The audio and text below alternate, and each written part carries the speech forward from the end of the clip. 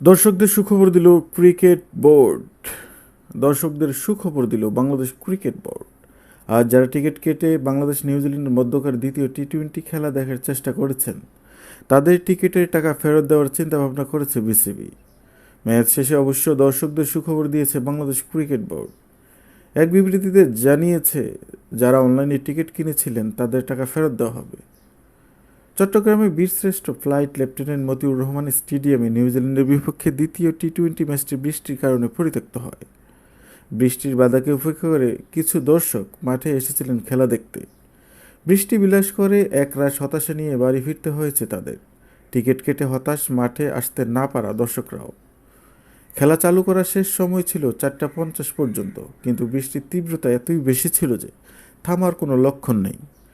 যে কারণে শেষ সময় পর্যন্ত অপেক্ষা না করে 30 মিনিট আগেই ম্যাচ পরিত্যক্ত ঘোষণা করেছে ম্যাচ রেফারি অ্যান্ডি পাইক্রফট। দুই দলের অধিনায়ক ডেকে সিদ্ধান্ত জানিয়ে দেওয়া হয়েছে।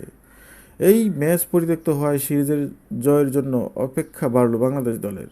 আগামী 2 মে সিরিজের ভাগ্য নির্ধারণ হবে। ঢাকায় অনুষ্ঠিতব্য তৃতীয় টি-20 বাংলাদেশ জিতলে ওয়ানডের পাশাপাশি টি-20 সিরিজের ট্রফিও ঘরে রেখে দেওয়ার সুযোগ পাবে। তবে হেরে গেলে সিরিজে 1-1 ব্যবধানে ভাগ করবে সফরকারীরা। বাংলাদেশ নিউজিল্যান্ড শেষ টি-20 মাঠে গড়াবে আগামী 2 মে মিরপুরে।